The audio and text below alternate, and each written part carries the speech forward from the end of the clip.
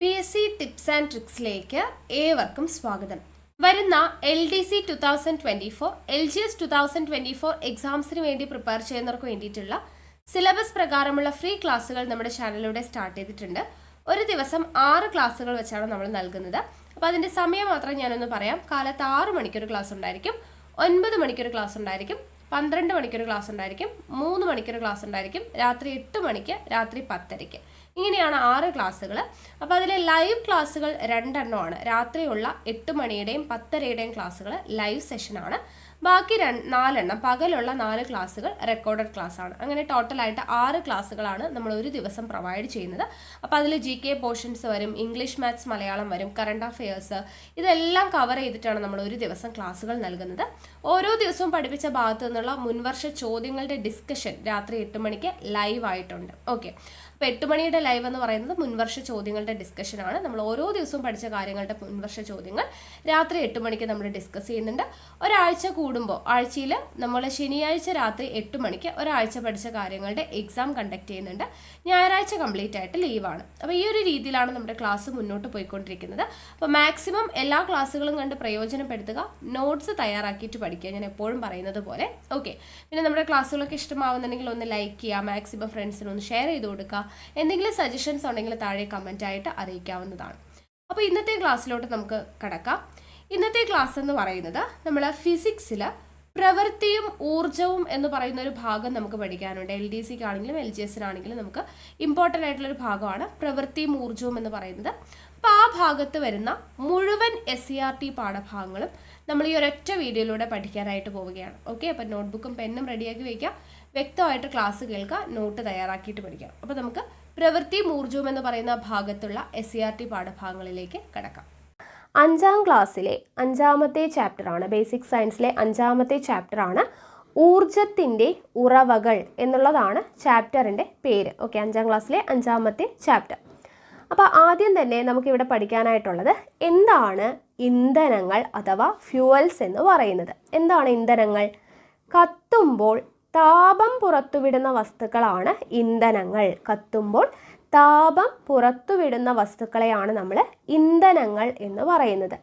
അപ്പോൾ ഇന്ധനങ്ങൾക്ക് എക്സാമ്പിൾ എന്തൊക്കെയാണ്?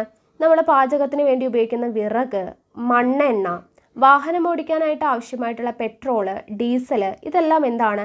ഇന്ധനങ്ങളാണ്. വിറക്, മണ്ണെണ്ണ, പെട്രോൾ, ഡീസൽ, ഇതെല്ലാം ഇന്ധനങ്ങളാണ്. വിറക്, കൽക്കരി എന്നിവ ഖര ഇന്ധനങ്ങളും പെട്രോളിയത്തിൽ നിന്ന് വേർതിരിച്ചെടുക്കുന്ന ഡീസൽ, പെട്രോൾ, മണ്ണെണ്ണ എന്നിവ എന്താണ്? ദ്രാവക ഇന്ധനങ്ങളുമാണ്. നമുക്ക് അറിയുന്ന കാര്യം തന്നെയാണ്. വിറകും കൽക്കരി എന്ന് പറയുന്നത് ഖരമാണ്. പെട്രോളിയം അല്ലെങ്കിൽ പെട്രോൾ, ഡീസൽ, മണ്ണെണ്ണ എന്ന് പറയുന്നത് എന്താണ്? ദ്രാവക ഇന്ധനങ്ങളാണ്. LPG, CNG, ഹൈഡ്രജൻ എന്നിവ എന്താണ്? വാതക ഇന്ധനങ്ങളാണ്. അപ്പോൾ ഖര ഇന്ധനങ്ങൾ വിറക്, കൽക്കരി, ദ്രാവക ഇന്ധനങ്ങൾ എന്ന് പറയുന്നത് ഡീസൽ, പെട്രോൾ, മണ്ണെണ്ണ, വാതക ഇന്ധനങ്ങൾ എന്ന് പറയുന്നതാണ് LPG, CNG, ഹൈഡ്രജൻ എന്ന് പറയുന്നത്. ഓക്കെ, ഇനി നമ്മൾ പാചകത്തിന് മാത്രമാണോ നമ്മൾ ഇന്ധനങ്ങൾ ഉപയോഗിക്കുന്നത്? അല്ല, നമ്മളിപ്പോൾ പറഞ്ഞതേ ഉള്ളൂ. പാചകത്തിന് വേണ്ടിയിട്ട് നമ്മൾ വിറകൊക്കെ ഉപയോഗിക്കുന്നുണ്ട്. കാറിലും ബസ്സിലൊക്കെ പെട്രോൾ, ഡീസൽ പോലുള്ളത് ഉപയോഗിക്കുന്നുണ്ട്. വിമാനത്തിൽ ഉപയോഗിക്കുന്ന ഇന്ധനമാണ്, ഇമ്പോർട്ടൻ്റ് ആണ്, പരീക്ഷയ്ക്ക് ചോദിക്കുന്നതാണ്, ഏവിയേഷൻ ഫ്യൂവൽ. വിമാനത്തിൽ ഉപയോഗിക്കുന്ന ഇന്ധനം ഏതാണ്? ഏവിയേഷൻ ഫ്യൂവലാണ്. ഇമ്പോർട്ടൻ്റ് ആണ് കേട്ടോ. ഏവിയേഷൻ ഫ്യൂവലാണ് വിമാനത്തിൽ ഉപയോഗിക്കുന്ന ഇന്ധനം. ഇനി ജ്വലനം മൂലമാണ് ഇന്ധനങ്ങളിൽ നിന്ന് ഊർജം പുറത്തു വരുന്നത്. ഇന്ധനങ്ങളിൽ നിന്ന് ഊർജം പുറത്തു വരുന്നത് എങ്ങനെയാണ്? ജ്വലനം മൂലമാണ്. അതിനാൽ ഇന്ധനങ്ങളെല്ലാം തന്നെ ഊർജ സ്രോതസ്സുകളാണ്. ഓക്കെ, ഇന്ധനം എന്ന് പറയുന്നത് എല്ലാം ഊർജ സ്രോതസ്സുകളാണ്. എന്താണ് കാരണം? ജ്വലനം മൂലമാണ് ഇന്ധനങ്ങളിൽ നിന്ന് ഊർജം പുറത്തു വരുന്നത്. അതുകൊണ്ട് തന്നെ ഇന്ധനങ്ങളെല്ലാം തന്നെ എന്താണ്? ഊർജ സ്രോതസ്സുകളാണ്. ഇനി നമ്മൾ പറഞ്ഞു, നമ്മൾ കഴിക്കുന്ന ആഹാരത്തിൽ നിന്ന് നമുക്ക് എന്ത് ലഭിക്കുന്നുണ്ട്? ഊർജം ലഭിക്കുന്നുണ്ട് അല്ലേ? അപ്പോൾ നമ്മൾ കഴിക്കുന്ന ആഹാരം എന്ന് പറയുന്നത് എന്താണ്? ഒരു ഊർജ സ്രോതസ്സുകളാണ്. അപ്പോൾ ഇന്ധനം എന്ന് പറയുന്നത് ഒരു ഊർജ സ്രോതസ്സാണ്. ആഹാരം എന്ന് പറയുന്നത് എന്താണ്? ഊർജ സ്രോതസ്സാണ്. ഇനി അടുത്തത് നമുക്ക് പഠിക്കാനായിട്ടുള്ളത് നോക്കുക, വായു ഇല്ലെങ്കിൽ. നോക്കുക, ഏതൊരു വസ്തു കത്താനും എന്താവശ്യമാണ്? വായു ആവശ്യമാണ്. ഇന്ധനങ്ങൾ കത്തണമെങ്കിലും എന്ത് വേണം? വായു വേണം. വായുവിലെ ഓക്സിജനാണ് കത്താൻ സഹായിക്കുന്നത്. അപ്പോൾ കത്താൻ സഹായിക്കുന്ന വാതകം ഏതാണ്? ഓക്സിജനാണ്. വായുവിലെ ഓക്സിജനാണ് കത്താൻ സഹായിക്കുന്നത്. ഇന്ധനങ്ങൾ വായുവിലെ ഓക്സിജനുമായി പ്രവർത്തിച്ചിട്ടാണ് ഊർജം പുറത്തുവിടുന്നത്. ഇന്ധനങ്ങൾ എന്ത് ചെയ്യുന്നു? വായുവിലെ ഓക്സിജനുമായി പ്രവർത്തിച്ചിട്ടാണ് ഊർജം പുറത്തുവിടുന്നത്. നമ്മുടെ ശരീരത്തിലും ആഹാരം ഓക്സിജനുമായി പ്രവർത്തിച്ചിട്ടാണ് ഊർജം ഉണ്ടാവുന്നത്. ശ്വസനത്തിലൂടെയാണ് ഓക്സിജൻ ശരീരത്തിൽ എത്തുന്നത്. അപ്പോൾ ഇന്ധനങ്ങൾ വായുവിലെ ഓക്സിജനുമായി പ്രവർത്തിച്ചിട്ടാണ് ഊർജം പുറത്തുവിടുന്നത്. നമ്മുടെ ശരീരത്തിലാണെങ്കിലും ആഹാരം ഓക്സിജനുമായി പ്രവർത്തിച്ചിട്ടാണ് എന്തുണ്ടാവുന്നത്? ഊർജം ഉണ്ടാവുന്നത്.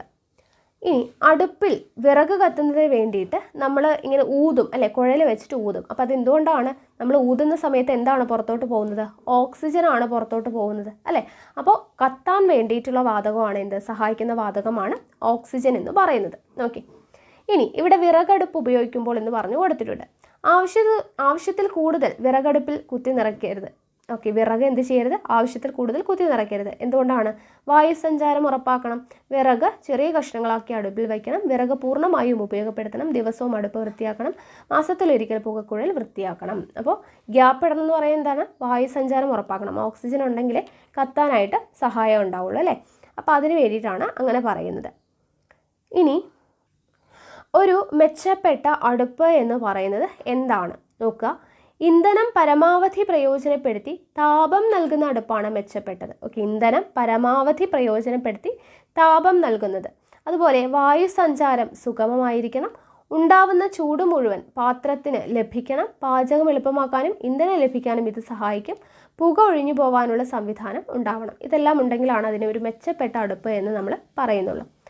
അടുത്തത് ഇവിടെ വാഹനങ്ങളുടെ ചിത്രങ്ങളാണ് കൊടുത്തിട്ടുള്ളത് അല്ലേ. കൂടുതലായിട്ട് വാഹനങ്ങൾ വരുന്നതിൻ്റെയും നമ്മൾ വാഹനങ്ങൾ മൂലം ഉണ്ടാവുന്ന പുക അതിൻ്റെ കാരണങ്ങളൊക്കെ നമ്മൾ പഠിച്ചു അല്ലേ. ഇനി ഇവിടെ നോക്കുക, പെട്രോളിയം റിഫൈനറി. അപ്പോൾ ഇവിടെ വെച്ചാണ് പെട്രോളിയത്തിൽ നിന്ന് ഡീസൽ, പെട്രോൾ തുടങ്ങിയവ വേർതിരിക്കുന്നത്. പെട്രോളിയം റിഫൈനറിയിൽ വെച്ച്. ഇത് ഇമ്പോർട്ടൻ്റ് ആണ് കേട്ടോ. പെട്രോളിയത്തിൽ നിന്ന് ഡീസൽ, പെട്രോൾ എന്നിവ വേർതിരിക്കുന്നത് ഇതിൽ നിന്നാണ്? പെട്രോളിയം റിഫൈനറിയിൽ നിന്നാണ്. ദെൻ ഇവിടെ സൗരോർജ്ജ പാനൽ കൊടുത്തിട്ടുണ്ട്. കാറ്റാടി യന്ത്രം ഉപയോഗിച്ചിട്ടുണ്ട്. അപ്പോൾ നമ്മൾ പലതരത്തിലുള്ള ഊർജ്ജ സ്രോതസ്സുകൾ ഉപയോഗിക്കുന്നു എന്നുള്ളതാണ് ഇവിടെ പറയുന്നത്.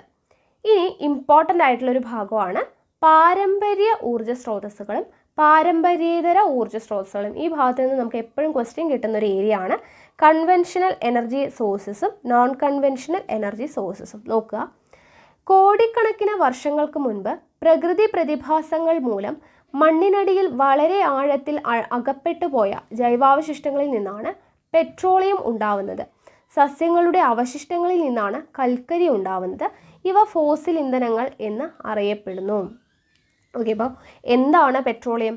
കോടിക്കണക്കിന് വർഷങ്ങൾക്ക് മുൻപ് പ്രകൃതി പ്രതിഭാസങ്ങൾ മൂലം, അതായത് ഉരുൾപൊട്ടൽ, വെള്ളപ്പൊക്കം, അങ്ങനെയുള്ള പ്രകൃതി പ്രതിഭാസങ്ങൾ മൂലം മണ്ണിനടിയിൽ വളരെ ആഴത്തിൽ അകപ്പെട്ടു പോയിട്ടുള്ള ജൈവാവശിഷ്ടങ്ങളിൽ നിന്നാണ് എന്തുണ്ടാവുന്നത്? പെട്രോളിയം ഉണ്ടാവുന്നത്. സസ്യങ്ങളുടെ അവശിഷ്ടങ്ങളിൽ നിന്നാണ് കൽക്കരി ഉണ്ടാവുന്നത്. ഇവയാണ് ഫോസിൽ ഇന്ധനങ്ങൾ എന്ന് അറിയപ്പെടുന്നത്. ഇത്തരം ഇന്ധനങ്ങൾ ഉപയോഗിച്ച് തീർന്നാൽ പുനഃസ്ഥാപിക്കാൻ കഴിയാത്തവയാണ് അല്ലേ പെട്രോളിയം, അതുപോലെ തന്നെ കൽക്കരി എന്നൊക്കെ പറഞ്ഞു കഴിഞ്ഞാൽ നമ്മൾ ഉപയോഗിച്ച് കഴിഞ്ഞാൽ പിന്നീട് അത് പുനഃസ്ഥാപിക്കാൻ കഴിയാത്തതാണ്. ഇവയാണ് പാരമ്പര്യ ഇന്ധനങ്ങൾ എന്ന് പറയുന്നത്. പാരമ്പര്യ ഇന്ധനങ്ങൾ എന്ന് പറഞ്ഞു കഴിഞ്ഞാൽ നമ്മൾ ഉപയോഗിച്ച് കഴിഞ്ഞ് തീർന്നു കഴിഞ്ഞാൽ വീണ്ടും നമുക്ക് പുനഃസ്ഥാപിക്കാൻ കഴിയില്ല. അത് വീണ്ടും പുനഃസ്ഥാപിക്കാൻ കഴിയില്ല. അതുകൊണ്ടാണ് അതിനെ പാരമ്പര്യ ഇന്ധനങ്ങൾ എന്ന് പറയപ്പെടുന്നത്. ഓക്കെ, ഉപയോഗം നിയന്ത്രിച്ചില്ലെങ്കിൽ ഭാവിയിൽ ഇവ തീർന്നു പോകുന്ന അവസ്ഥ ഉണ്ടാവും. പെട്രോളിയം ഏറ്റവും കൂടുതൽ ഉപയോഗിക്കുന്നത് പെട്രോൾ, ഡീസൽ, മണ്ണെണ്ണ, ടാർ, LPG എന്നിവ ഉൽപ്പാദിപ്പിക്കുവാനാണ്. കൂടാതെ കീടനാശിനികൾ, പ്ലാസ്റ്റിക്, ഔഷധങ്ങൾ തുടങ്ങിയ ഒട്ടേറെ ഉൽപ്പന്നങ്ങളുടെ നിർമ്മാണത്തിനും പെട്രോളിയം ഉപയോഗിക്കുന്നുണ്ട്. ഓക്കെ, അപ്പോൾ പാരമ്പര്യ ഇന്ധനങ്ങൾ എന്ന് പറഞ്ഞാൽ എന്താണ്? നമ്മൾ ഉപയോഗിച്ച് കഴിഞ്ഞാൽ അത് വീണ്ടും പുനഃസ്ഥാപിക്കാൻ കഴിയില്ല. അങ്ങനെയുള്ളതിനെയാണ് പാരമ്പര്യ ഇന്ധനങ്ങൾ എന്ന് പറയുന്നത്. ഉദാഹരണം പെട്രോളിയം ഉൽപ്പന്നങ്ങളായിട്ടുള്ള പെട്രോൾ, ഡീസൽ, മണ്ണെണ്ണ, അതെല്ലാം കൽക്കരി, ഇതെല്ലാം എന്താണ്? പാരമ്പര്യ ഇന്ധനങ്ങളാണ്. അടുത്തത് പാരമ്പര്യേതര ഊർജ്ജ സ്രോതസ്സുകൾ. നോക്കുക, സൗരോർജ്ജം, കാറ്റ്, തിരമാല എന്നിവ എത്ര ഉപയോഗിച്ചാലും എന്താണ്? അത് തീർന്നു പോകില്ല. അതിനെയാണ് പാരമ്പര്യേതര ഊർജ്ജ സ്രോതസ്സുകൾ എന്ന് പറയുക. സൗരോർജ്ജം, കാറ്റ്, തിരമാല എന്നിവ എത്ര ഉപയോഗിച്ചു കഴിഞ്ഞാലും അത് തീർന്നു പോകുന്നില്ല. അതിനെയാണ് പാരമ്പര്യേതര ഊർജ്ജ സ്രോതസ്സുകൾ എന്ന് പറയുന്നത്. ഓക്കെ, അടുത്തത് നമ്മൾ പഠിക്കുന്നത് സൗരോർജ്ജത്തെക്കുറിച്ചാണ്, സോളാർ എനർജിയെക്കുറിച്ചാണ്. ഇവിടെ കാൽക്കുലേറ്റർ, സോളാർ തെരുവ് വിളക്ക്, സോളാർ ഹീറ്റർ, സോളാർ കുക്കർ. എന്താണ് ഇതിൻ്റെ എല്ലാം പ്രത്യേകത? സൗരോർജ്ജം ഉപയോഗിച്ച് പ്രവർത്തിക്കുന്ന ഉപകരണങ്ങളാണ് ഇതെല്ലാം. ഓക്കെ, കാൽക്കുലേറ്റർ, സൗരോർജ്ജം ഉപയോഗിച്ച് പ്രവർത്തിക്കുന്ന സോളാർ കാൽക്കുലേറ്റർ, സോളാർ തെരുവിളക്ക്, സോളാർ ഹീറ്റർ, സോളാർ കുക്കർ. അപ്പോൾ ഇവിടെ ഇതെല്ലാം സൗരോർജ്ജം ഉപയോഗിച്ച് പ്രവർത്തിക്കുന്നവയാണ്. ഈ സൗരോർജ്ജത്തെ വൈദ്യുതോർജ്ജമാക്കി മാറ്റുന്ന സംവിധാനമാണ് സോളാർ സെൽ. ഇമ്പോർട്ടൻ്റ് ആണ്. സോളാർ സെൽ എന്ന് വെച്ചാൽ എന്താണ്? സൗരോർജ്ജത്തെ വൈദ്യുതോർജ്ജമാക്കി മാറ്റുന്ന സംവിധാനമാണ് സോളാർ സെൽ എന്ന് പറയുന്നത്. അവയുടെ നിരകളാണ് സൗരോർജ്ജ പാനലുകൾ. സോളാർ സെല്ലുകളുടെ നിരകളെയാണ് സൗരോർജ്ജ പാനലുകൾ എന്ന് പറയുന്നത്. സിലിക്കൺ കൊണ്ട് നിർമ്മിച്ച ദീർഘചതുരാകൃതിയിലുള്ള പാളികളാണ് ഈ സൗരോർജ്ജ പാനലുകൾ എന്ന് പറയുന്നത്.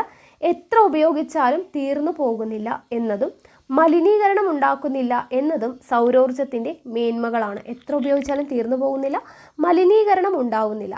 അപ്പോൾ സൗരോർജ്ജം ഉപയോഗിച്ച് പ്രവർത്തിക്കുന്ന വിളക്കുകൾ, കുക്കറുകൾ, വാട്ടർ ഹീറ്ററുകൾ, കാൽക്കുലേറ്ററുകൾ എന്നിവ ഇന്ന് വ്യാപകമാണ്. അപ്പോൾ സൗരോർജ്ജം എന്ന് പറയുന്നത് എത്ര ഉപയോഗിച്ചാലും തീർന്നു പോകത്തില്ല, മലിനീകരണം ഉണ്ടാവുന്നില്ല. സൗരോർജ്ജത്തെ വൈദ്യുതോർജ്ജമാക്കി മാറ്റുന്ന സംവിധാനമാണ് സോളാർ സെൽ എന്ന് പറയുന്നത്. സോളാർ സെല്ലുകളുടെ നിരയാണ് സൗരോർജ്ജ പാനലുകൾ എന്ന് പറയുന്നത്. ഇത് നിർമ്മിച്ചിരിക്കുന്നത് എന്തുകൊണ്ടാണ്? സിലിക്കൺ കൊണ്ടാണ്. സിലിക്കൺ കൊണ്ടാണ് നിർമ്മിച്ചിരിക്കുന്നത്.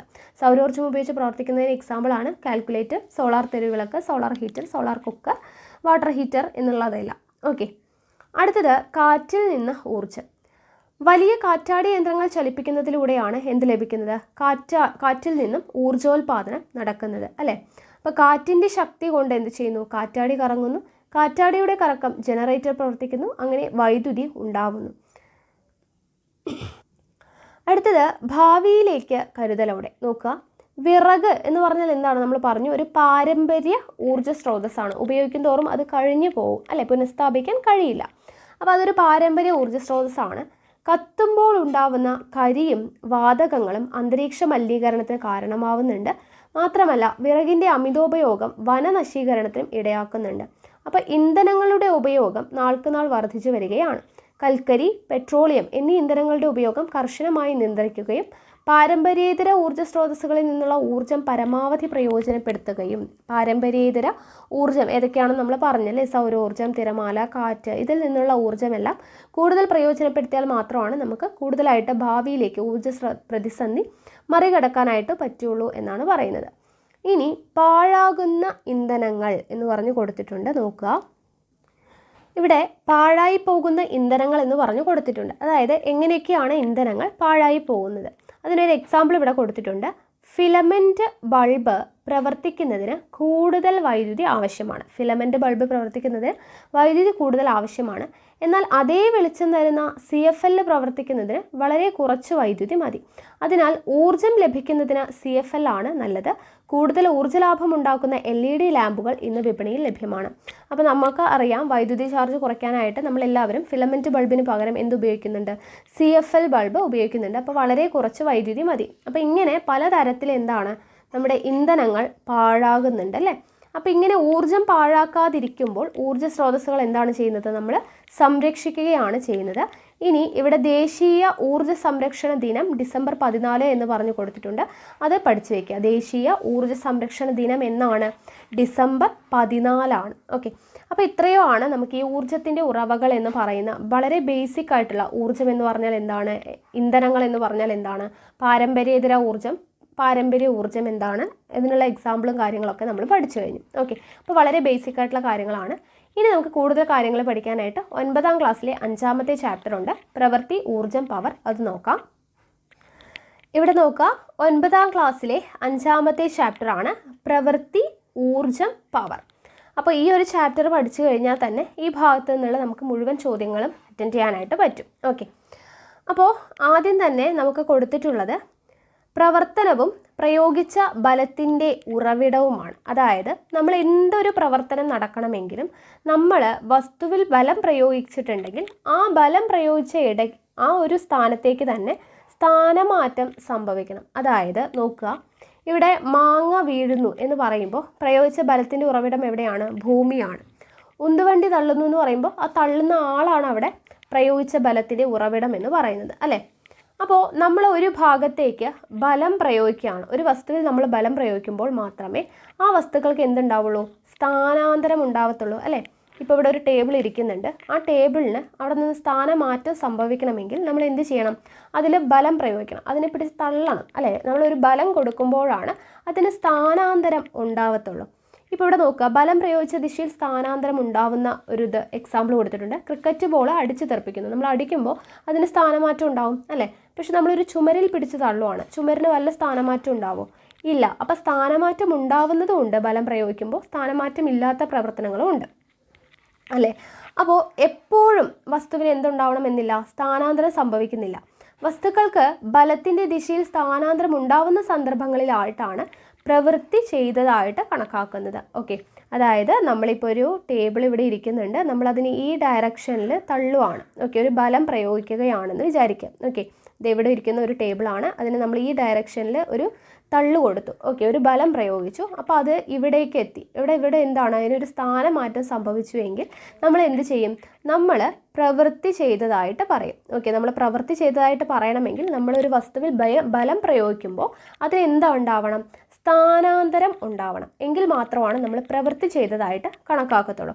അപ്പോൾ എന്താണ് പ്രവൃത്തി എന്ന് പറയുന്നത്? പ്രവൃത്തി അല്ലെങ്കിൽ വർക്ക് എന്ന് പറയുന്നത് ഒരു വസ്തുവിൽ ബലം പ്രയോഗിക്കുമ്പോൾ ആ വസ്തുവിന് ബലം പ്രയോഗിച്ച ദിശയിൽ സ്ഥാനാന്തരം ഉണ്ടായെങ്കിൽ മാത്രമേ പ്രവൃത്തി ചെയ്തതായിട്ട് കണക്കാക്കത്തുള്ളൂ. ഓക്കെ, അപ്പോൾ നമ്മൾ ഒരു സാധനം ഇവിടെ ഇരിക്കുന്നുണ്ട്, അതിന് നമ്മൾ ബലം പ്രയോഗിച്ചു. ഏത് ഡയറക്ഷനിലാണ്? ഈ ഡയറക്ഷനിലാണ് നമ്മൾ ബലം പ്രയോഗിക്കുന്നത്. സെയിം ഡയറക്ഷനിൽ തന്നെയാണ് അതിന് സ്ഥാനമാറ്റം ഉണ്ടായെങ്കിൽ എന്താണ്? അതേ ദിശയിൽ തന്നെയാണ് ഉണ്ടായതെങ്കിൽ അങ്ങനെയാണെങ്കിൽ നമ്മളതിന് എന്ത് ചെയ്യാം? പ്രവൃത്തി ചെയ്തു എന്ന് നമുക്ക് പറയാനായിട്ട് പറ്റും. ഓക്കെ,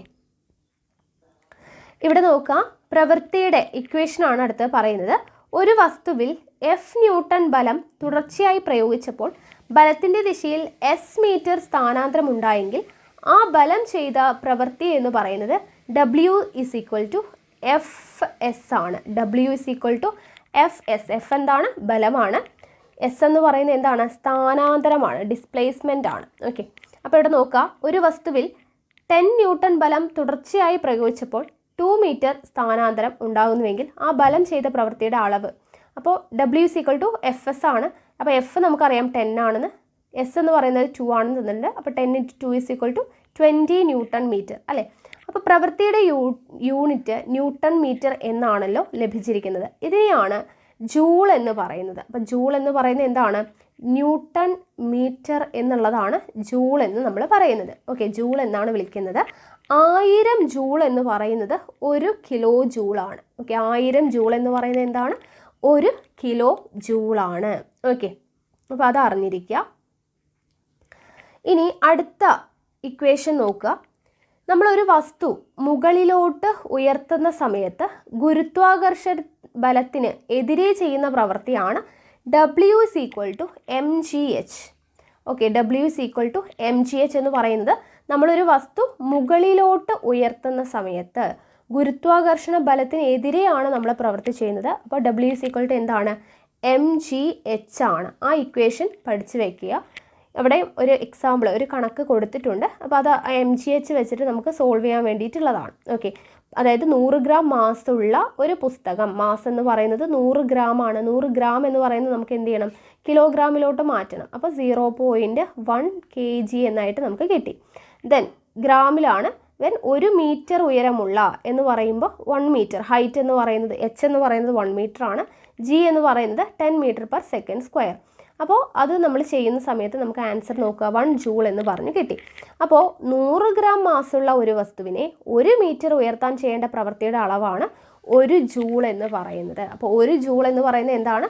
100 ഗ്രാം മാസുള്ള ഒരു വസ്തുവിനെ 1 മീറ്റർ ഉയർത്താൻ ചെയ്യേണ്ട പ്രവൃത്തിയുടെ അളവിനെയാണ് നമ്മൾ 1 ജൂൾ എന്ന് പറയുന്നത്. ഓക്കെ, അതും പഠിച്ചു വച്ചേക്കാം കേട്ടോ. ഇനി പ്രവൃത്തി എന്ന് പറയുന്നത് 3 തരത്തിലുണ്ട്. അതായത് നെഗറ്റീവ് വർക്ക് ഉണ്ട്, പോസിറ്റീവ് വർക്ക് ഉണ്ട്, സീറോ വർക്ക് ഉണ്ട്. അപ്പോൾ എന്താണ് നെഗറ്റീവ് വർക്ക്, എന്താണ് പോസിറ്റീവ് വർക്ക്, എന്താണ് സീറോ വർക്ക്? നമുക്കത് ഇവിടെ ഒരു പിക്ചർ തന്നിട്ടുണ്ട്. ഇത് നോക്കി നമുക്ക് മനസ്സിലാക്കാനായിട്ട് പറ്റും. അതായത് ഇപ്പോൾ ഒരാൾ ഒരു പ്രവൃത്തി ചെയ്യുകയാണ്, അല്ലെങ്കിൽ നമ്മളിപ്പോൾ ഒരു മേശ പിടിച്ച് തള്ളുവാണ്. നമ്മൾ ഈ ഡയറക്ഷനിലാണ് തള്ളുന്നത്. നമ്മൾ കൊടുക്കുന്ന ബലത്തിൻ്റെ അതേ ദിശയിൽ തന്നെയാണ് അതിന് സ്ഥാനമാറ്റം സംഭവിക്കുന്നത്, സ്ഥാനാന്തരം ഉണ്ടാവുന്നത് എങ്കിൽ അതിനെ നമ്മൾ എന്തെന്ന് പറയും? പോസിറ്റീവ് എന്ന് പറയും. ആ പ്രവൃത്തിയെ നമ്മൾ പോസിറ്റീവ് എന്ന് പറയും. നമ്മൾ ബലം കൊടുക്കുന്ന ദിശയിൽ തന്നെ സ്ഥാനാന്തരം സംഭവിക്കുകയാണെങ്കിൽ അതിന് നമ്മൾ പോസിറ്റീവ് വർക്ക് എന്ന് പറയും. ഇനി നെഗറ്റീവ് വർക്ക് എന്ന് പറയുന്നത് നമ്മളിപ്പോൾ ഇങ്ങോട്ട് പിടിച്ച് നമ്മൾ അങ്ങോട്ടൊരു ബലം പ്രയോഗിക്കുന്നു, പക്ഷേ അതിൻ്റെ ഓപ്പോസിറ്റ് ഡയറക്ഷനിൽ എതിർ ദിശയിലാണ് അതിന് സ്ഥാനാന്തരം സംഭവിക്കുന്നതെങ്കിൽ അതിനെ നെഗറ്റീവ് വർക്ക് എന്ന് പറയും. ഇനി നമ്മൾ ബലം പ്രയോഗിച്ചു, പക്ഷെ അവിടെ സ്ഥാനമാറ്റം ഒന്നും സംഭവിച്ചിട്ടില്ല എങ്കിൽ അതിന് നമ്മൾ സീറോ വർക്ക് എന്ന് പറയും. ഓക്കെ, അപ്പോൾ വർക്ക് 3 തരത്തിലുണ്ട്: നെഗറ്റീവ്, പോസിറ്റീവ്, സീറോ. അപ്പോൾ അതിനൊരു എക്സാമ്പിൾ പറയുമ്പോൾ നമുക്ക് കൂടുതലായിട്ട് മനസ്സിലാവും. ഇപ്പോൾ പോസിറ്റീവ് വർക്ക് എന്ന് പറയുമ്പോൾ നമ്മൾ പറഞ്ഞതുപോലെ ഒരു മേശ ഇവിടെ ഇരിക്കുവാണ്, നമ്മൾ അതിനെ തള്ളി കൊടുക്കുന്നു. നമ്മൾ തള്ളുന്ന അതേ ദിശയിലോട്ട് തന്നെ ആ മേശ മാറി, അതിന് സ്ഥാനമാറ്റം സംഭവിച്ചു. ഓക്കെ, ഇങ്ങനെ ഇരുന്ന മേശ പോയിട്ട് ഇവിടെ എത്തി. അപ്പോൾ അതേ ഡയറക്ഷനിൽ സ്ഥാനമാറ്റം സംഭവിച്ചു എന്ന് വെച്ചാൽ അതിന് നമ്മൾ പോസിറ്റീവ് വർക്ക് എന്ന് പറയും. ഇനി നെഗറ്റീവ് വർക്ക്, നമ്മൾ കൊടുക്കുന്ന ബലത്തിൻ്റെ എതിർദിശയിലാണ് സ്ഥാനമാറ്റം സംഭവിക്കുന്നത് എന്ന് പറഞ്ഞു അല്ലേ.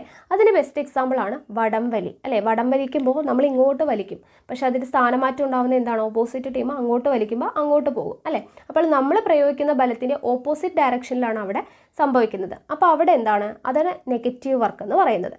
ഇനി സീറോ വർക്ക് എന്ന് പറയുന്നത് നമ്മളൊരു ചുമരിൽ ബലം പ്രയോഗിക്കുകയാണ്. നമ്മളൊരു ചുമരിനെ പിടിച്ച് തള്ളുമ്പോൾ ചുമരിന് മാറ്റം എന്തെങ്കിലും സംഭവിക്കുമോ? ഇല്ല, സ്ഥാനമാറ്റം അവിടെ സംഭവിക്കുന്നില്ല. അപ്പോൾ അതെന്താണ്? അത് സീറോ വർക്കാണ്. ഓക്കെ, അപ്പോൾ നെഗറ്റീവ് വർക്ക് എന്താണ്, പോസിറ്റീവ് വർക്ക് എന്താണ്, സീറോ വർക്ക് എന്താണെന്ന് മനസ്സിലായല്ലോ. നമ്മൾ ബലം പ്രയോഗിക്കുന്ന ദിശയിൽ തന്നെ സ്ഥാനമാറ്റം സംഭവിക്കുന്നത് പോസിറ്റീവ്. നമ്മൾ കൊടുക്കുന്ന എങ്ങോട്ടാണോ ബലം കൊടുക്കുന്നത് അതിൻ്റെ ഓപ്പോസിറ്റ് ദിശയിലോട്ടാണ് സ്ഥാനമാറ്റം സംഭവിക്കുന്നതെങ്കിൽ നെഗറ്റീവ് വർക്ക്. നമ്മൾ ബലം പ്രയോഗിച്ചിട്ടും സ്ഥാനമാറ്റം ഒന്നും സംഭവിച്ചിട്ടില്ല എങ്കിൽ അതെന്താണ്? അത് സീറോ വർക്ക് ആണ്. ഓക്കെ, അപ്പോൾ ഇവിടെ നോക്കുക, തറയിലിരിക്കുന്ന ഒരു വസ്തുവിനെ വലിക്കുമ്പോൾ ബലം പ്രയോഗിക്കുന്ന ദിശയിൽ വസ്തുവിന് സ്ഥാനാന്തരം ഉണ്ടായെങ്കിൽ ഈ ബലം ചെയ്ത പ്രവൃത്തി പോസിറ്റീവും, തറ പ്രയോഗിച്ച ഘർഷണ ബലം എന്താണ്? ചെയ്ത പ്രവൃത്തി നെഗറ്റീവും ആയിരിക്കും. ഓക്കെ, അത് മനസ്സിലായല്ലോ എന്താണെന്നുള്ളത്. അടുത്തത് പ്രവൃത്തി നമ്മൾ പഠിച്ചു കഴിഞ്ഞു. അടുത്തത് എനർജിയാണ്, ഊർജമാണ്. ഓക്കെ, അപ്പോൾ എന്താണ് ഊർജം? ഊർജം എന്ന് പറയുന്നത് പ്രവൃത്തി ചെയ്യാനുള്ള കഴിവാണ് എന്ത്? ഊർജം എന്ന് പറയുന്നത്. പ്രവൃത്തി എന്താണെന്ന് നമ്മൾ പറഞ്ഞല്ലേ, ഒരു വസ്തുവിൽ ബലം പ്രയോഗിക്കുമ്പോൾ ബലം പ്രയോഗിച്ച ദിശയിൽ തന്നെ വസ്തുവിന് സ്ഥാനാന്തരം ഉണ്ടാവുകയാണെങ്കിൽ നമ്മൾ പ്രവൃത്തി ചെയ്തു എന്ന് നമ്മൾ പറഞ്ഞു. ഊർജം എന്ന് പറഞ്ഞു കഴിഞ്ഞാൽ ഈ പ്രവൃത്തി ചെയ്യണമെങ്കിൽ നമുക്ക് എന്ത് ചെയ്യണം? നമുക്കൊരു സാധനം പിടിച്ച് തള്ളണമെങ്കിൽ നമുക്ക് എന്ത് വേണം? അതിനൊരു കഴിവ് വേണം. അതിനെയാണ് നമുക്ക് ഊർജം എന്ന് നമ്മൾ പറയുന്നത്. പ്രവൃത്തിയുടെ അളവ് തന്നെയായിരിക്കും ഊർജത്തിൻ്റെയും അളവ്. അതിനാൽ ഊർജത്തിൻ്റെ യൂണിറ്റും എന്ത് തന്നെയാണ്? ജൂള് തന്നെയാണ്. ഓക്കെ, പ്രവൃത്തിയുടെയും ഊർജത്തിൻ്റെയും യൂണിറ്റ് എന്ത് തന്നെയാണ്? ജൂൾ തന്നെ ആണ്. അപ്പം നമുക്ക് പലതരത്തിലുള്ള ഊർജ്ജ രൂപങ്ങൾ നമ്മൾ കണ്ടിട്ടുണ്ട് അല്ലേ. യാന്ത്രികോർജ്ജമുണ്ട്, താപോർജ്ജമുണ്ട്, വൈദ്യുതോർജ്ജമുണ്ട്, സൗരോർജ്ജമുണ്ട്. പലതരത്തിലുള്ള ഊർജ്ജങ്ങൾ നമ്മൾ പഠിച്ചതാണ്. ഓക്കെ, അപ്പോൾ ഇവിടെ യാന്ത്രികോർജ്ജത്തെക്കുറിച്ച് കൂടുതൽ മനസ്സിലാക്കാം എന്ന് പറഞ്ഞ് തന്നിട്ടുണ്ട്. അപ്പോൾ യാന്ത്രികോർജ്ജം എന്ന് പറയുന്നത് 2 തരത്തിലുണ്ട്. യാന്ത്രികോർജ്ജം 2 തരത്തിലുണ്ട്. ഒന്ന് ഗതികോർജ്ജം, 2 സ്ഥിതികോർജ്ജം. യാന്ത്രികോർജ്ജം എത്ര തരത്തിലുണ്ട്? 2 തരത്തിലുണ്ട്, ഗതികോർജ്ജവും സ്ഥിതികോർജ്ജവും. അപ്പോൾ അതിൽ ആദ്യം പറയുന്നത് ഗതികോർജ്ജം എന്താണ്? കൈനറ്റിക് എനർജിയാണ് പറയുന്നത്. ഓക്കെ, ഗതികോർജ്ജം അഥവാ കൈനറ്റിക് എനർജിയാണ്. ഇവിടെ നോക്കുക, ചലിക്കുന്ന വസ്തുക്കൾക്ക് ഗതികോർജ്ജം ഉണ്ട്. അതായത് ഗതികോർജ്ജം എന്ന് പറഞ്ഞാൽ എന്താണ്? ഒരു വസ്തുവിന് അതിൻ്റെ ചലനം കൊണ്ട് ലഭ്യമാകുന്ന ഊർജ്ജമാണ് ഗതികോർജ്ജം എന്ന് പറയുന്നത്. ഓക്കെ, ഒരു വസ്തുവിന് അതിൻ്റെ ചലനം കൊണ്ട് ലഭ്യമാകുന്ന ഊർജ്ജമാണ് എന്ത്? ഗതികോർജ്ജം എന്ന് പറയുന്നത്. ഇമ്പോർട്ടൻ്റ് ആണ് കേട്ടോ. ഇത് ഇങ്ങനെ തന്നെ ഡെഫിനിഷൻ തന്നിട്ട് ചോദിച്ചിട്ടുണ്ട്. ഒരു വസ്തുവിന് അതിൻ്റെ ചലനം കൊണ്ടുണ്ടാകുന്ന ലഭിക്കുന്ന ഊർജ്ജം ഏതാണ്? ഗതികോർജ്ജമാണ്. ഇനി ഗതികോർജ്ജത്തിൻ്റെ ഇക്വേഷനും കൂടെ പഠിച്ചേക്കുക. m മാസ്സുള്ള ഒരു വസ്തു v പ്രവേഗത്തോടു കൂടി ചലിക്കുമ്പോൾ അതിൻ്റെ ഗതികോർജ്ജം എന്ന് പറയുന്നത് എന്താണ്? Kinetic energy k is equal to half mv² ആണ്. നമ്മൾ ചെറിയ ക്ലാസ് തൊട്ടേ പഠിക്കുന്നതാണ് അല്ലേ. k is equal to half mv² ആണ് എന്ത്? ഗതികോർജ്ജത്തിൻ്റെ ഇക്വേഷൻ എന്ന് പറയുന്നത്. ഇതെവിടെ ഒരു ക്വസ്റ്റ്യൻ കൊടുത്തിട്ടുണ്ട്. 70 കിലോഗ്രാം മാസ്സുള്ള ഒരാൾ 80 കിലോഗ്രാം മാസ്സുള്ള ഒരു സ്കൂട്ടർ ഓടിച്ചുകൊണ്ടിരിക്കുകയാണ്. സ്കൂട്ടറിന് 10 മീറ്റർ/സെക്കൻഡ് വേഗമുണ്ടെങ്കിൽ ആകെ ഗതികോർജ്ജം എത്രയായിരിക്കും? അപ്പോൾ ഇവിടെ m തന്നിട്ടുണ്ട് അല്ലേ, v തന്നിട്ടുണ്ട്. അപ്പോൾ നോക്കുക, m എന്ന് പറയുന്നത് 70 കിലോഗ്രാം മാസ്സുള്ള ഒരാൾ 80 കിലോഗ്രാം മാസ്സുള്ള ഒരു സ്കൂട്ടർ ഓടിച്ചുകൊണ്ടിരിക്കുകയാണ്. അപ്പം മൊത്തം മാസ് എന്ന് പറയുന്നത് എത്രയാണ്? 70 + 80 ആണ് അല്ലേ. ആളുടെയും സ്കൂട്ടറിൻ്റെയും മാസ് നമ്മൾ കണക്കൂട്ടണം. അപ്പോൾ 70 + 80 150 ആണ് ടോട്ടൽ മാസ് എന്ന് പറയുന്നത്. v എന്ന് പറയുന്നത് 10 മീറ്റർ പെർ സെക്കൻഡ് ആണ് അല്ലേ. അപ്പോൾ അത് തന്നിട്ടുണ്ട്. അപ്പോൾ ഹാഫ് mv² എന്ന് പറയുമ്പോൾ ഹാഫ് ഇൻറ്റു 150 ഇൻറ്റു 10 സ്ക്വയർ. അത് ചെയ്യുന്ന സമയത്ത് നമുക്ക് 7500 ജൂൾ, 7.5 കിലോ ജൂൾ എന്നുള്ളത് കിട്ടും. ഓക്കെ, അപ്പോൾ ഇങ്ങനെയാണ് എന്ത് ഹാഫ് mv². ആ ഇക്വേഷൻ മാത്രം ഒന്ന് പഠിച്ചു വെച്ചേക്കാം. ഓക്കെ ആണല്ലോ. ഇനി അടുത്തത് പ്രവൃത്തി ഊർജ തത്വം, വർക്ക് എനർജി പ്രിൻസിപ്പിൾ ആണ് പറയുന്നത്.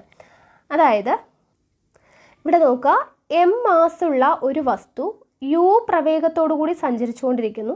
വസ്തു സഞ്ചരിക്കുന്ന അതേ ദിശയിൽ ബലം പ്രയോഗിച്ചപ്പോൾ അതിൻ്റെ ത്വരണം a ആയി. ബലം പ്രയോഗിച്ച ദിശയിൽ വസ്തുവിനുണ്ടായ സ്ഥാനാന്തരം s ആണ്.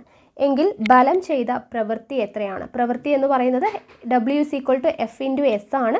ന്യൂട്ടൻ്റെ രണ്ടാം ചലന നിയമം അനുസരിച്ച് നമ്മൾ പഠിച്ചിട്ടുണ്ട് ചലന നിയമം, F=ma ആണ് അല്ലേ.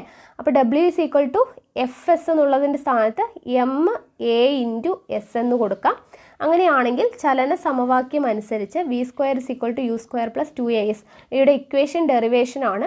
അത് നമുക്ക് ആവശ്യമില്ല, നമുക്ക് ഈ ഇക്വേഷൻ പഠിച്ചു വയ്ക്കുക. v² u² + 2as. u എന്ന് പറയുന്നത് ആദ്യ പ്രവേഗം, v എന്ന് പറയുന്നത് അന്ത്യപ്രവേഗം, ത്വരണം a എന്ന് പറയുന്നത് എന്താണ്? ത്വരണമാണ്. സ്ഥാനാന്തരം എന്ന് പറയുന്നത് s ആണ്. ആ ഇക്വേഷൻ നിങ്ങൾ പഠിച്ചേക്കുക. Okay, then W half mv² - half mu². അതൊന്ന് ജസ്റ്റ് പഠിച്ചേക്കുക. ഓക്കെ, അതായത് പ്രവൃത്തി പ്രവൃത്തി എന്ന് പറയുന്നത് എന്താണ്? ഗതികോർജത്തിലുണ്ടായ മാറ്റം. ഇതാണ് പ്രവൃത്തി ഊർജ തത്വം. പ്രവൃത്തി ഊർജ തത്വം എന്താണ് എന്നുള്ളതാണ് ഈ ഇക്വേഷനും പഠിച്ചു വയ്ക്കുക. ഓക്കെ, പ്രവൃത്തി എന്ന് പറയുന്നത് ഗതികോർജത്തിൽ ഉണ്ടായ മാറ്റമാണ്. അതായത് ഹാഫ് mv² - ഹാഫ് mu². വിയും യു എന്താണ്? യു എന്ന് പറയുന്നത് ആദ്യ പ്രവേഗം, വി എന്ന് പറയുന്നത് അന്ത്യപ്രവേഗമാണ്. പ്രവൃത്തി എന്ന് പറയുന്നത് ഗതികോർജത്തിൽ ഉണ്ടായ മാറ്റമാണ്. ഹാഫ് mv² - ഹാഫ് mu² ആണ്. ഇതാണ് എന്ത്? പ്രവൃത്തി ഊർജ തത്വം, വർക്ക് എനർജി പ്രിൻസിപ്പിൾ എന്ന് പറയുന്നത്. ആ ഒരു തത്വം എന്താണെന്നുള്ളത് മനസ്സിലാക്കി വെക്കുക. അടുത്തത് സ്ഥിതികോർജമാണ്. നമ്മൾ പറഞ്ഞു യാന്ത്രികോർജം രണ്ട് തരത്തിലുണ്ട്, ഗതികോർജവും സ്ഥിതികോർജവും. ഗതികോർജം എന്താണെന്ന് നമ്മൾ പഠിച്ചു. അടുത്തത് സ്ഥിതികോർജം അഥവാ പൊട്ടൻഷ്യൽ എനർജി ആണ് നമ്മൾ പഠിക്കാനായിട്ട് പോകുന്നത്. ഓക്കെ, അപ്പോൾ എന്താണ് സ്ഥിതികോർജം എന്നുള്ളത് നമുക്ക് പഠിക്കാം. ഇവിടെ സ്ഥാനവും സ്ഥിതികോർജവും എന്ന് പറഞ്ഞു തന്നിട്ടുണ്ട്. ഒരു നിശ്ചിത ഉയരത്തിലുള്ള വസ്തുവിൻ്റെ സ്ഥിതികോർജം ഏത് സ്ഥാനമാണോ 0 പൊട്ടൻഷ്യലായിട്ട് കണക്കാക്കുന്നത് എന്നതിനെ ആശ്രയിച്ചിരിക്കും. മറ്റു രീതിയിൽ നിർദ്ദേശിച്ചിട്ടില്ല എങ്കിൽ തറയെയാണ് 0 പൊട്ടൻഷ്യലായിട്ട് കണക്കാക്കാനുള്ള സ്ഥാനമായിട്ട്. അതായത് സ്ഥാനം, ഒരു വസ്തുവിൽ സ്ഥാനം കൊണ്ട് ലഭ്യമാകുന്ന ഊർജ്ജത്തെയാണ് നമ്മൾ എന്തെന്ന് പറയുക? സ്ഥിതികോർജം എന്ന് പറയാം. ഒരു വസ്തുവിൽ സ്ഥാനം കൊണ്ട് ലഭ്യമാകുന്ന ഊർജ്ജമാണ് സ്ഥിതികോർജം. സ്ഥിതികോർജം U=mgh ആണ്. ഈ ഇക്വേഷനും പഠിച്ചു വയ്ക്കാം. ഒരു വസ്തുവിന് സ്ഥാനം കൊണ്ട് ലഭ്യമാകുന്ന ഊർജ്ജം എന്താണ്? സ്ഥിതികോർജമാണ്. സ്ഥിതികോർജം. അപ്പോൾ ഒരു നിശ്ചിത ഉയരത്തിലുള്ള ഒരു വസ്തുവിൻ്റെ സ്ഥിതികോർജം ഏത് സ്ഥാനമാണോ 0 പൊട്ടൻഷ്യലായിട്ട് കണക്കാക്കുന്നത് എന്നതിനെ ആശ്രയിച്ചിരിക്കും. അതായത് തറയെയാണ് നമ്മൾ എന്ത് ചെയ്യുക? 0 പൊട്ടൻഷ്യലായിട്ടുള്ള സ്ഥാനമായിട്ട് എപ്പോഴും കണക്കാക്കുന്നത്. ഓക്കെ, അപ്പോൾ തറയിലോട്ട് വീഴുന്ന എന്ത് വേണമെങ്കിലും, തെങ്ങിലുള്ള തേങ്ങ, ഓക്കെ, അങ്ങനെയുള്ള സാധനങ്ങളൊക്കെ. ഓക്കെ, ഇനി അടുത്തത് നമുക്ക് പഠിക്കാനുള്ളത് ഊർജ്ജ സംരക്ഷണ നിയമമാണ്. Law of conservation of energy ആണ്. അപ്പോൾ ഇവിടെ ഊർജ്ജ പരിവർത്തനം, ഇത് നമുക്ക് ഊർജ്ജവും അതിൻ്റെ പരിവർത്തനവും എന്ന് പറഞ്ഞ് ഇനി അടുത്തൊരു ടോപ്പിക്കായിട്ട് പഠിക്കാനായിട്ടുണ്ട്. അപ്പോൾ അതിൽ നമുക്ക് വേറെ സെപ്പറേറ്റ് വലിയൊരു ചാപ്റ്റർ പഠിക്കാനുണ്ട്, അത് മാത്രമായിട്ട്. അപ്പോൾ അത് നമുക്ക് അടുത്ത ക്ലാസ്സിൽ നമുക്ക് ചെയ്യാം. ഇപ്പോൾ നമ്മൾ ഇവിടെ ഊർജ്ജ പരിവർത്തനത്തിന്, ഇതും ആ ഒരു ഭാഗത്ത് വരുന്നതാണ്, ഇമ്പോർട്ടൻ്റ് ആണ്, ഇത് ഓർത്തിരിക്കുക കേട്ടോ. വൈദ്യുത ജനറേറ്ററിലുള്ള ഊർജ്ജ പരിവർത്തനം എന്താണ്? യാന്ത്രികോർജം വൈദ്യുതോർജ്ജമായിട്ട് മാറുന്നു. യാന്ത്രികോർജം എന്താണെന്ന് നമ്മൾ പറഞ്ഞല്ലേ. വൈദ്യുത ജനറേറ്ററിൽ എന്ത് സംഭവിക്കുന്നു? യാന്ത്രികോർജം വൈദ്യുതോർജ്ജമായിട്ട് മാറുന്നു. ഫാനിൽ എന്താണ് ചെയ്യുന്നത്? വൈദ്യുതോർജ്ജം യാന്ത്രികോർജ്ജമായിട്ടാണ് മാറുന്നത്. വൈദ്യുതോർജ്ജം യാന്ത്രികോർജ്ജമായിട്ടാണ്. ദെൻ ഇസ്തിരിപ്പെട്ടി എന്താണ്? വൈദ്യുതോർജ്ജം താപോർജ്ജമായിട്ടാണ് മാറുന്നത്. വൈദ്യുത ബൾബിലാണെങ്കിലോ വൈദ്യുതോർജ്ജം പ്രകാശോർജ്ജമായിട്ടാണ് മാറുന്നത്. അപ്പോൾ ഈ ഊർജ്ജവും അതിൻ്റെ പരിവർത്തനവും വളരെയധികം ഇമ്പോർട്ടൻ്റ് ആണ്. ഏതെങ്കിലും ഒരു ഉപകരണം തന്നിട്ട് അതിൽ നടക്കുന്ന ഊർജ്ജ പരിവർത്തനം എന്താണ് എന്നുള്ളത് ചോദിക്കാം. ഓക്കെ, ചോദിക്കും. നമുക്കൊരു സെപ്പറേറ്റ് ടോപ്പിക്കായിട്ട് തന്നെ പഠിക്കാനുണ്ട്, ഊർജ്ജവും അതിൻ്റെ പരിവർത്തനവും. അത് നമുക്ക് വേറൊരു ചാപ്റ്റർ ഉണ്ട് വലുതായിട്ട്, അപ്പോൾ അത് നമുക്ക് അപ്പോൾ പഠിക്കാം. ഓക്കെ, അപ്പോൾ ഊർജ്ജവും അതിൻ്റെ പരിവർത്തനവും ആ ടേബിൾ വളരെയധികം ഇമ്പോർട്ടൻ്റ് ആണ്, അത് പഠിക്കുക. ഇനി നമ്മൾ പറയാൻ വന്നത് എന്താണ്? ഊർജ്ജ സംരക്ഷണ നിയമമാണ് അല്ലേ. അപ്പോൾ ഊർജ്ജ സംരക്ഷണ നിയമം എന്ന് പറഞ്ഞാൽ ഇത്രയേ ഉള്ളൂ. ഊർജം എന്ന് പറയുന്നത് നിർമ്മിക്കുവാനോ നശിപ്പിക്കുവാനോ നമുക്ക് കഴിയില്ല. നമ്മളിപ്പോൾ പറഞ്ഞതുപോലെ ഒരു ഊർജ്ജ രൂപത്തിൽ നിന്ന് മറ്റൊരു രൂപത്തിലോട്ട് മാറ്റാനാണ് കഴിയത്തുള്ളൂ. ഇതിനെയാണ് ഊർജ്ജ സംരക്ഷണ നിയമം എന്ന് പറയുക. അപ്പോൾ നമ്മൾ പറഞ്ഞു യാന്ത്രികോർജ്ജം വൈദ്യുതോർജ്ജമായിട്ട് മാറുന്നു, വൈദ്യുതോർജ്ജം താപോർജ്ജമായിട്ട് മാറുന്നു, വൈദ്യുതോർജ്ജം പ്രകാശോർജ്ജമായിട്ട് മാറുന്നു എന്നൊക്കെ പറഞ്ഞു അല്ലേ. അപ്പോൾ ഊർജ്ജത്തെ നമുക്ക് എന്ത് ചെയ്യാം? ഒരു രൂപത്തിൽ നിന്നും മറ്റൊരു രൂപത്തിലോട്ട് മാറ്റാം. പക്ഷേ നിർമ്മിക്കാനോ നശിപ്പിക്കുവാനോ എന്ത് ചെയ്യില്ല? കഴിയില്ല. ഇതിനെയാണ് ഊർജ്ജ സംരക്ഷണ നിയമം അല്ലെങ്കിൽ law of conservation of energy എന്ന് നമ്മൾ പറയുന്നത്. ഓക്കെ, അതെന്താണെന്നുള്ളത് ഇമ്പോർട്ടൻ്റ് ആണ്, പഠിച്ചു വയ്ക്കുക. അപ്പോൾ നമ്മളിപ്പോൾ പ്രവൃത്തി പഠിച്ചു, ഊർജം പഠിച്ചു. അടുത്തത് പവറാണ്. പവറിനെ കുറിച്ചാണ് പഠിക്കുന്നത്. അപ്പോൾ നോക്കുക, പവർ എന്ന് പറഞ്ഞു കഴിഞ്ഞാൽ യൂണിറ്റ് സമയത്തിൽ ചെയ്ത പ്രവൃത്തി അഥവാ പ്രവൃത്തിയുടെ നിരക്കാണ് പവർ. യൂണിറ്റ് സമയത്തിൽ ചെയ്ത പ്രവൃത്തി അല്ലെങ്കിൽ പ്രവൃത്തിയുടെ നിരക്കിനെയാണ് പവർ എന്ന് പറയുന്നത്. പവർ എന്ന് പറയുന്നത് പ്രവൃത്തി ബൈ സമയമാണ്. അതായത് P=W/T ആണ്. പവറിൻ്റെ യൂണിറ്റ് എന്ന് പറയുമ്പോൾ പ്രവൃത്തി ബൈ സമയമല്ലേ. അപ്പോൾ പ്രവൃത്തിയുടെ യൂണിറ്റ് ഡിവൈഡഡ് ബൈ സമയത്തിൻ്റെ യൂണിറ്റ്, അതായത് ജൂൾ പെർ സെക്കൻഡ് ആണ് വരുന്നത്. ഓക്കെ, ജൂൾ പ്രതി സെക്കൻഡിനെയാണ് വാട്ട് എന്ന് പറയുന്നത്. അപ്പോൾ ജൂൾ പെർ സെക്കൻഡ് എന്ന് പറഞ്ഞാൽ എന്താണ്? വാട്ടാണ്. അപ്പോൾ വാട്ട് എന്നുള്ളതാണ് പവറിൻ്റെ യൂണിറ്റ്. ഓക്കെ, പവറിൻ്റെ യൂണിറ്റ് എന്താണ്? വാട്ടാണ്. ഓക്കെ, അപ്പോൾ 1 കിലോ വാട്ട് എന്ന് പറയുന്നത് 1000 വാട്ടാണ്. ഓക്കെ, 1000 വാട്ടാണ് 1 കിലോ വാട്ട് എന്ന് പറയുന്നത്. ഒരു HP എന്ന് പറയുന്നത് എന്താണ്? 746 വാട്ടാണ്. ഇത് വളരെയധികം ഇമ്പോർട്ടൻ്റ് ആണ് കേട്ടോ, ഇത് ചോദിക്കാറുണ്ട്. ഒരു HP എന്ന് പറയുന്നത് എത്രയാണ്? 746 വാട്ടാണ് എന്നുള്ളത് പഠിച്ചു വെച്ചേക്കുക. ഓക്കെ, അപ്പോൾ പ്രവൃത്തി എന്താണെന്ന് നമ്മൾ പഠിച്ചു, ഊർജ്ജം എന്താണെന്ന് നമ്മൾ പഠിച്ചു, പവർ എന്താണെന്ന് നമ്മൾ പഠിച്ചു അല്ലേ. ഇനി ഇവിടെ ഒരു ഹോഴ്സ് പവർ, കുതിരശക്തി, HPയും കൂടെ നമുക്ക് പഠിക്കണം. പണ്ട് വണ്ടി വലിക്കാനും മറ്റു പല ആവശ്യങ്ങൾക്കും കുതിരകളെയാണ് ഉപയോഗിച്ചിരുന്നത്. അതുകൊണ്ടാണ് ഒരു കുതിരയുടെ പവറിനെയാണ് ഒരു കുതിരശക്തി അല്ലെങ്കിൽ ഹോഴ്സ് പവർ എന്ന് പറയുന്നത്, 1 HP എന്ന് വിശേഷിപ്പിക്കുന്നത്. ഇത് ഏകദേശം 746 വാട്ടാണ്. ഇതാണ് നമ്മളവിടെ പറഞ്ഞത് അല്ലേ. ഒരു HP എന്ന് പറയുന്നത് 746 വാട്ടാണ്. ഓക്കെ, അപ്പോൾ ഇത്രയും ആയിക്കഴിഞ്ഞാൽ നമ്മുടെ ഈ ഒരു ചാപ്റ്റർ കഴിഞ്ഞു. അപ്പോൾ പ്രവൃത്തി, ഊർജ്ജം, പവർ എന്താണെന്നുള്ളത് നമ്മൾ പഠിച്ചു കഴിഞ്ഞു. ഓക്കെ, അപ്പോൾ പ്രവൃത്തിയും ഊർജ്ജവും എന്ന് പറയുന്ന ഭാഗം നമ്മുടെ കംപ്ലീറ്റ് ആയിട്ടുണ്ട്. ഊർജ്ജത്തിൻ്റെ ഉറവകൾ, പ്രവൃത്തി, ഊർജ്ജം, പവർ എന്നീ പറയുന്ന ഈ 2 ചാപ്റ്ററാണ് ഇവിടെ പഠിക്കാനായിട്ട് ഉള്ളത്. ഇനി നമുക്ക് ഊർജ്ജവും അതിൻ്റെ പരിവർത്തനവും പഠിക്കാനുണ്ട്. അത് നമുക്ക് അടുത്ത ചാപ്റ്ററാണ്. അപ്പോൾ അത് നമുക്ക് അടുത്ത ക്ലാസ്സിൽ പഠിക്കാം. ഓക്കെ, അപ്പോൾ അടുത്ത ക്ലാസ്സിൽ കാണാം. താങ്ക്